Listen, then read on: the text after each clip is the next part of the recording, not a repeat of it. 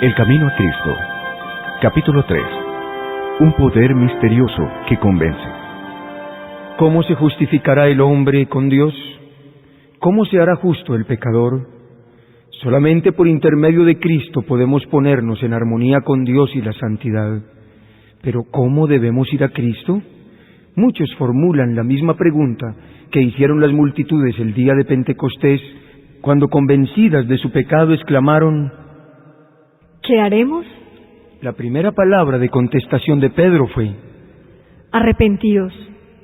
Poco después, en otra ocasión dijo: arrepentíos pues, y volveos a Dios, para que sean borrados vuestros pecados.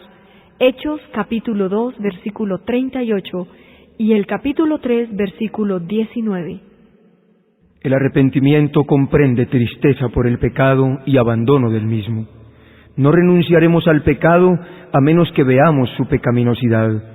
Mientras no lo repudiemos de corazón, no habrá cambio real en la vida. Hay muchos que no entienden la naturaleza verdadera del arrepentimiento. Gran número de personas se entristecen por haber pecado y aún se reforman exteriormente, porque temen que su mala vida les acarree sufrimientos. Pero esto no es arrepentimiento en el sentido bíblico. Lamentan la pena más bien que el pecado. Tal fue el dolor de Esaú cuando vio que había perdido su primogenitura para siempre. Balaán, aterrorizado por el ángel que estaba en su camino con la espada desnuda, reconoció su culpa por temor de perder la vida, mas no experimentó un arrepentimiento sincero del pecado, ni un cambio de propósito, ni aborrecimiento del mal. Judas Iscariote, después de traicionar a su Señor, exclamó: he pecado entregando la sangre inocente. San Mateo capítulo 27, versículo 4. Esta confesión fue arrancada a la fuerza de su alma culpable por un tremendo sentido de condenación y una pavorosa expectación de juicio. Las consecuencias que habían de resultarle lo llenaban de terror, pero no experimentó profundo quebrantamiento de corazón ni dolor de alma por haber traicionado al Hijo Inmaculado de Dios y negado al Santo de Israel. Cuando Faraón sufría los juicios de Dios, reconoció su pecado a fin de escapar del castigo, pero volvió a desafiar al cielo tan pronto como cesaron las plagas. Todos estos lamentaban los resultados del pecado, pero no sentían tristeza por el pecado mismo. Mas cuando el corazón cede a la influencia del Espíritu de Dios, la conciencia se vivifica y el pecador discierne algo de la profundidad y la santidad de la sagrada ley de Dios, fundamento de su gobierno en los cielos y en la tierra. La luz verdadera que alumbra a todo hombre que viene a este mundo, ilumina las cámaras secretas del alma y se manifiestan las cosas ocultas. San Juan capítulo 1, versículo 9. La convicción se posesiona de la mente y del corazón. El pecador tiene entonces conciencia de la justicia de Jehová y siente terror de aparecer en su iniquidad e impureza delante del que escudriña los corazones. Ve el amor de Dios, la belleza de la santidad y el gozo de la pureza. Ansía ser purificado y restituido a la comunión del cielo. La oración de David, después de su caída, es una ilustración de la naturaleza del verdadero dolor por el pecado. Su arrepentimiento era sincero y profundo. No hizo ningún esfuerzo por atenuar su crimen. Ningún deseo de escapar del juicio que lo amenazaba inspiró su oración. David veía la enormidad de su transgresión, veía las manchas de su alma, aborrecía su pecado. No imploraba solamente el perdón, sino también la pureza del corazón. Deseaba tener el gozo de la santidad, ser restituido a la armonía y comunión con Dios. Este era el lenguaje de su alma. Bienaventurado aquel cuya transgresión ha sido perdonada y cubierto su pecado. Bienaventurado el hombre a quien Jehová no atribuye la iniquidad y en cuyo espíritu no hay engaño. Salmo 32, 1 y 2. Apiádate de mí, oh Dios, conforme a tu misericordia, conforme a la muchedumbre de tus piedades, borra mis transgresiones, porque yo reconozco mis transgresiones, y mi pecado está siempre delante de mí. Purifícame con hisopo, y seré limpio. Lávame y quedaré más blanco que la nieve. Crea en mí, oh Dios, un corazón limpio, y renueva un espíritu recto dentro de mí. No me eches de tu presencia y no me quites tu Santo Espíritu. Restitúyeme el gozo de tu salvación y el Espíritu de gracia me sustente.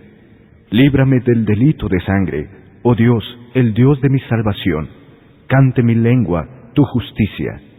Salmo 51, 1 al 14. Efectuar un arrepentimiento como este está más allá del alcance de nuestro propio poder. Se obtiene solamente de Cristo, quien ascendió a lo alto y ha dado dones a los hombres. Precisamente este es un punto sobre el cual muchos yerran, y por esto dejan de recibir la ayuda que Cristo quiere darles. Piensan que no pueden ir a Cristo a menos que se arrepientan primero, y que el arrepentimiento los prepara para el perdón de sus pecados. Es verdad que el arrepentimiento precede al perdón de los pecados, porque solamente el corazón quebrantado y contrito es el que siente la necesidad de un Salvador, pero ¿debe el pecador esperar hasta que se haya arrepentido para poder ir a Jesús? ¿Ha de ser el arrepentimiento un obstáculo entre el pecador y el Salvador? La Biblia no enseña que el pecador deba arrepentirse antes de poder aceptar la invitación de Cristo. Venid a mí todos los que estáis cansados y agobiados, y yo os haré descansar. San Mateo capítulo 11, versículo 28. La virtud que viene de Cristo es la que guía a un arrepentimiento genuino. San Pedro habla del asunto de una manera muy clara en su exposición a los israelitas cuando dice: A este Dios le ensalzó con su diestra para ser príncipe y salvador, a fin de dar arrepentimiento a Israel y remisión de pecados. Hechos capítulo 5, versículo 31. No podemos arrepentirnos sin que el Espíritu Santo despierte la conciencia, más de lo que podemos ser perdonados sin Cristo. Cristo es la fuente de todo buen impulso. Él es el único que puede implantar en el corazón enemistad contra el pecado. Todo deseo de verdad y de pureza, toda convicción de nuestra propia pecaminosidad, es una prueba de que su Espíritu está obrando en nuestro corazón. Jesús dijo: Yo, si fuere levantado en alto de sobre la tierra, a todos los atraeré a mí mismo. San Juan capítulo 12, versículo 32. Cristo debe ser revelado al pecador como el Salvador que muere por los pecados del mundo. Y cuando consideramos al Cordero de Dios sobre la cruz del Calvario, el misterio de la redención comienza a abrirse a nuestra mente y la bondad de Cristo nos guía al arrepentimiento. Al morir Cristo por los pecadores, manifestó un amor incomprensible, y este amor, a medida que el pecador lo contempla, enternece el corazón, impresiona la mente e inspira contrición en el alma. Es verdad que algunas veces los hombres se avergüenzan de sus caminos pecaminosos y abandonan algunos de sus malos hábitos antes de darse cuenta de que son atraídos a Cristo. Pero cuando hacen un esfuerzo por reformarse con un sincero deseo de hacer el bien, es el poder de Cristo el que los está atrayendo. Una influencia de la cual no se dan cuenta obra sobre el alma. La conciencia se vivifica y la vida externa se enmienda. Y a medida que Cristo los induce a mirar su cruz y contemplar a quien han traspasado sus pecados, el mandamiento despierta la conciencia. La maldad de su vida, el pecado profundamente arraigado en su alma se les revela. Comienzan a entender algo de la justicia de Cristo y exclaman: ¿qué es el pecado para que exigiera tal sacrificio por la redención de su víctima? ¿Fueron necesarios todo este amor, todo este sufrimiento, toda esta humillación para que no pereciéramos, sino que tuviéramos vida eterna? El pecador puede resistir a este amor, puede rehusar ser atraído a Cristo, pero si no se resiste, será atraído a Jesús. Un conocimiento del plan de la salvación lo guiará al pie de la cruz, arrepentido de sus pecados que han causado los sufrimientos del amado Hijo de Dios. La misma inteligencia divina que obra en la naturaleza habla al corazón de los hombres y crea un deseo indecible de algo que no tienen. Las cosas del mundo no pueden satisfacer su ansiedad. El Espíritu de Dios está suplicándoles que busquen las cosas que solo pueden dar paz y descanso: la gracia de Cristo y el gozo de la santidad. Por medio de influencias visibles e invisibles, Cristo, nuestro Salvador, está constantemente obrando para atraer el corazón de los hombres de los vanos placeres del pecado a las bendiciones infinitas que pueden disfrutar en él. A todas estas almas que están procurando vanamente beber en las cisternas rotas de este mundo, se dirige el mensaje divino. El que tiene sed, venga, y el que quiera, tome del agua de la vida de balde. Apocalipsis capítulo 22, versículo 17. Los que en vuestro corazón anheláis algo mejor que lo que este mundo puede dar, reconoced este deseo como la voz de Dios que habla a vuestras almas. Pedidle que os dé arrepentimiento, que os revele a Cristo en su amor infinito y en su pureza perfecta. En la vida del Salvador quedaron perfectamente ejemplificados los principios de la ley de Dios y el amor a Dios y al hombre. La benevolencia y el amor desinteresado fueron la vida de su alma. Contemplándolo, nos inunda la luz de nuestro Salvador y podemos ver la pecaminosidad de nuestro corazón. Podemos lisonjearnos como Nicodemo de que nuestra vida ha sido muy buena, de que nuestro carácter es perfecto, y pensar que no necesitamos humillar nuestro corazón delante de Dios como el pecador común, pero cuando la luz de Cristo resplandece en nuestras almas, vemos cuán impuros somos, discernimos el egoísmo de nuestros motivos y la enemistad contra Dios que ha manchado todos los actos de nuestra vida. Entonces, reconocemos que nuestra propia justicia es en verdad como andrajos inmundos y que solamente la sangre de Cristo puede limpiarnos de las manchas del pecado y renovar nuestro corazón a su semejanza. Un rayo de luz de la gloria de Dios, un destello de la pureza de Cristo que penetre en el alma, hace dolorosamente visible toda mancha del pecado y descubre la deformidad y los defectos del carácter humano. Hace patentes los deseos impuros, la infidelidad del corazón y la impureza de los labios. Los actos de deslealtad del pecador que anulan la ley de Dios quedan expuestos a su vista y su espíritu se aflige y se oprime bajo la influencia escudriñadora del Espíritu de Dios. Se aborrece a sí mismo, viendo el carácter puro y sin mancha de Cristo. Cuando el profeta Daniel vio la gloria que rodeaba al mensajero celestial que le había sido enviado, se sintió abrumado por su propia debilidad e imperfección. Describiendo el efecto de la maravillosa escena, dice: No quedó en mí esfuerzo, y mi lozanía se me demudó en palidez de muerte, y no retuve fuerza alguna. Daniel capítulo 10, versículo 8. Cuando el alma se conmueve de esta manera, odia el egoísmo, aborrece el amor propio y busca, mediante la justicia de Cristo, la pureza de corazón que está en armonía con la ley de Dios y con el carácter de Cristo. San Pablo dice que en cuanto a justicia que haya en la ley, es decir, en cuanto se refiere a las obras externas, era irreprensible, pero cuando comprendió el carácter espiritual de la ley, se vio a sí mismo pecador, juzgado por la letra de la ley como los hombres la aplican a la vida externa, se había abstenido de pecado, pero cuando miró en la profundidad de sus santos preceptos y se vio como Dios lo veía, se humilló profundamente y confesó su maldad.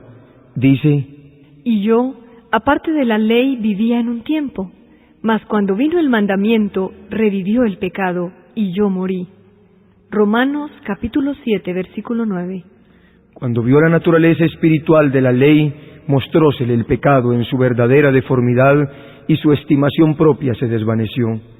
No todos los pecados son delante de Dios de igual magnitud. Hay diferencia de pecados a su juicio, como la hay a juicio de los hombres. Sin embargo, aunque este o aquel acto malo pueda parecer frívolo a los ojos de los hombres, ningún pecado es pequeño a la vista de Dios. El juicio de los hombres es parcial e imperfecto, mas Dios ve todas las cosas como son realmente. El borracho es detestado y se dice que su pecado lo excluirá del cielo, mientras que el orgullo, el egoísmo y la codicia muchísimas veces pasan sin condenarse. Sin embargo, estos son pecados que ofenden especialmente a Dios, porque son contrarios a la benevolencia de su carácter, a ese amor desinteresado que es la misma atmósfera del universo que no ha caído. El que cae en alguno de los pecados grandes puede avergonzarse y sentir su pobreza y necesidad de la gracia de Cristo, pero el orgullo no siente ninguna necesidad y así cierra el corazón a Cristo y a las infinitas bendiciones que Él vino a derramar. El pobre publicano que oraba diciendo: Dios, ten misericordia de mí, pecador. San Lucas 18:13. Se consideraba a sí mismo como un hombre muy malvado, y así lo consideraban los demás. Pero él sentía su necesidad, y con su carga de pecado y vergüenza vino delante de Dios implorando su misericordia. Su corazón estaba abierto para que el Espíritu de Dios hiciese en él su obra de gracia y lo libertase del poder del pecado. La oración jactanciosa y presuntuosa del fariseo mostró que su corazón estaba cerrado a la influencia del Espíritu Santo. Por estar lejos de Dios, no tenía idea de su propia corrupción, que contrastaba con la perfección de la santidad divina.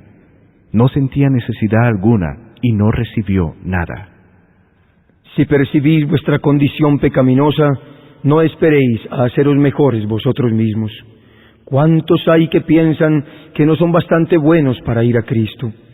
¿Esperáis haceros mejores por vuestros propios esfuerzos? ¿Puede acaso el etíope mudar su piel? ¿O el leopardo sus manchas? Entonces podréis vosotros también obrar bien, que estáis habituados a obrar mal. Jeremías 13:23. No hay duda para nosotros solamente en Dios. No debemos permanecer en espera de persuasiones más fuertes, de mejores oportunidades o de caracteres más santos. Nada podemos hacer por nosotros mismos. Debemos ir a Cristo tales como somos. Pero nadie se engañe a sí mismo con el pensamiento de que Dios, en su grande amor y misericordia, salvará aún a aquellos que rechazan su gracia. La excesiva corrupción del pecado puede conocerse solamente a la luz de la cruz. Cuando los hombres insisten en que Dios es demasiado bueno para desechar a los pecadores, miren al Calvario.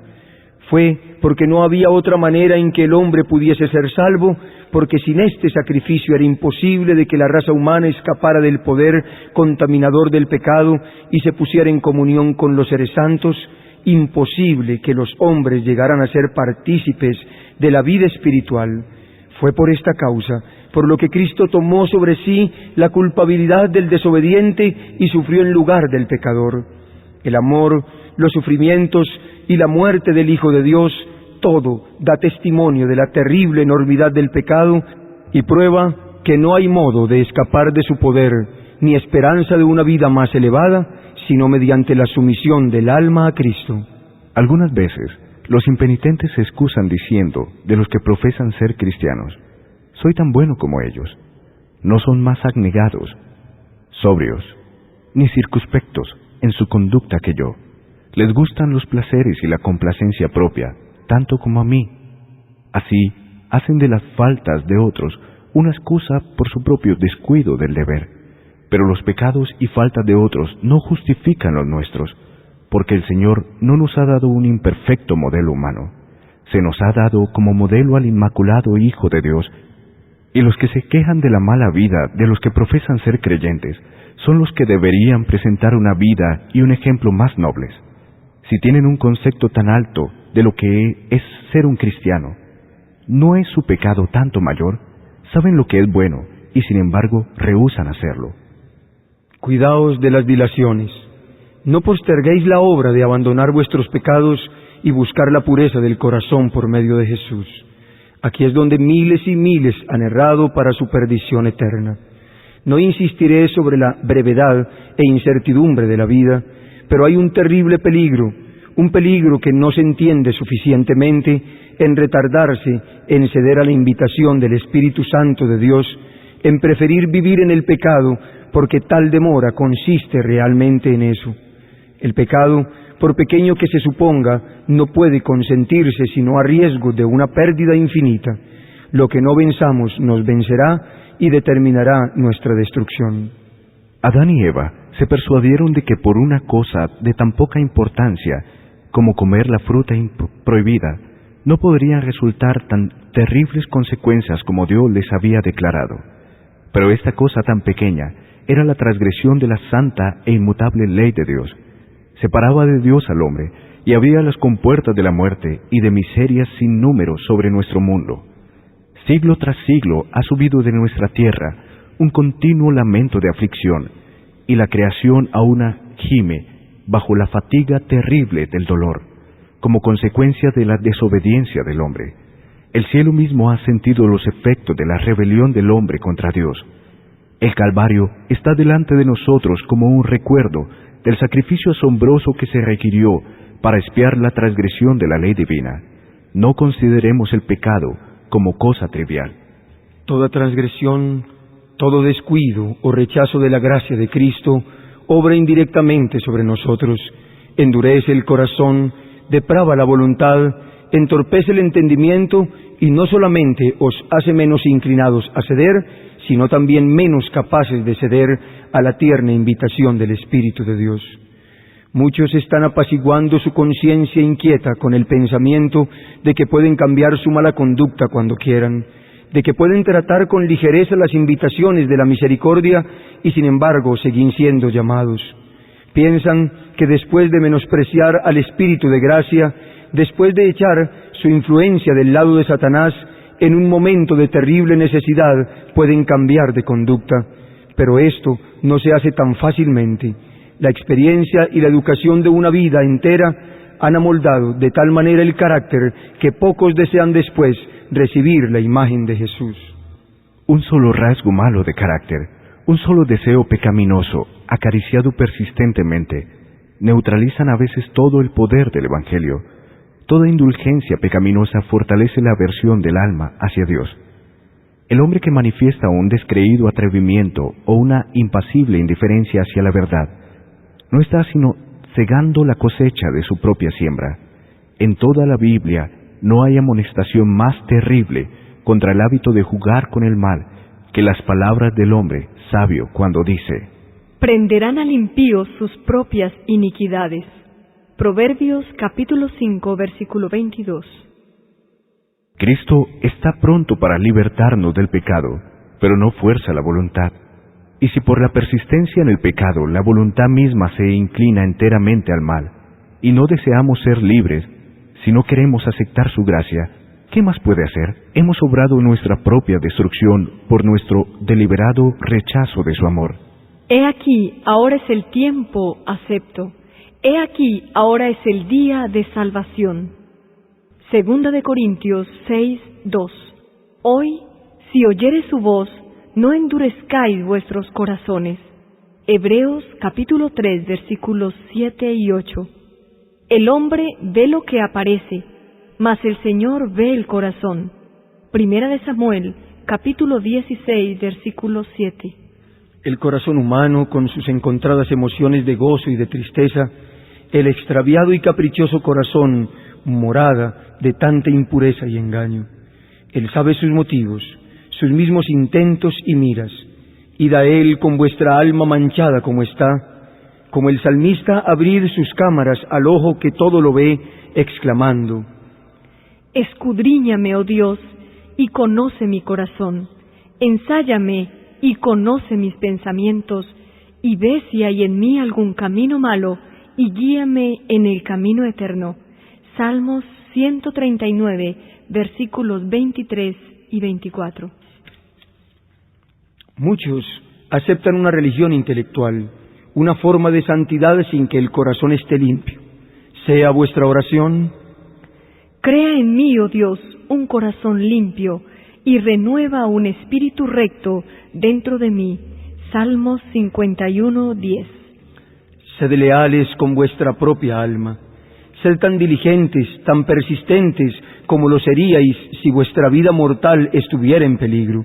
Este es un asunto que debe arreglarse entre Dios y vuestra alma, arreglarse para la eternidad. Una esperanza supuesta y nada más llegará a ser vuestra ruina. Estudiad la palabra de Dios con oración. Esta palabra os presenta, en la ley de Dios y en la vida de Cristo, los grandes principios de la santidad, sin la cual nadie verá al Señor. Hebreos 12:14. Convence de pecado, revela plenamente el camino de la salvación. Prestadle atención como a la voz de Dios que os habla. Cuando veáis la enormidad del pecado, cuando os veáis como sois en realidad, no os entreguéis a la desesperación, pues a los pecadores es a quienes Cristo vino a salvar. No tenemos que reconciliar a Dios con nosotros, sino, oh maravilloso amor, Dios estaba en Cristo reconciliando consigo mismo al mundo, 2 Corintios 5:19. Él está solicitando por su tierno amor los corazones de sus hijos errados.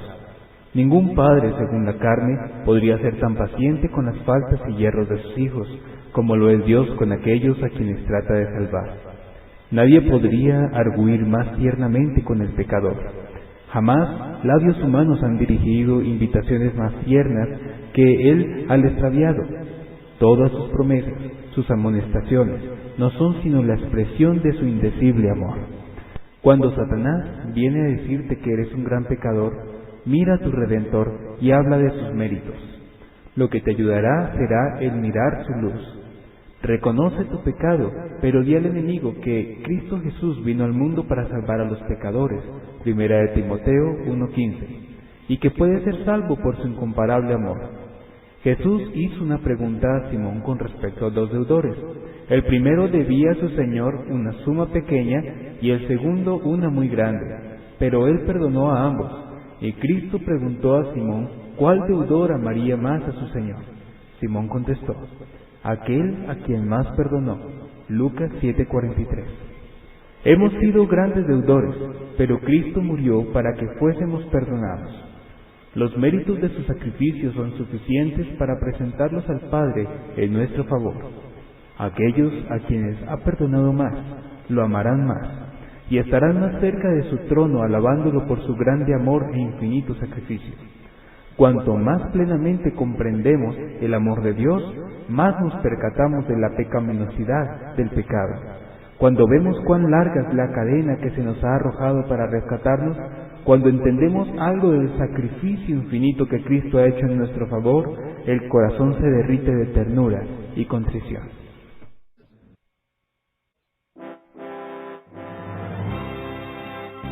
Agradecemos a Zulay Herrera, a Ricardo Merchán, a Daniel Ospina y a Juan Carlos Rincón por esta versión del Camino a Cristo en audio digital. La reproducción del mismo es un servicio del Ministerio Evangelio Eterno.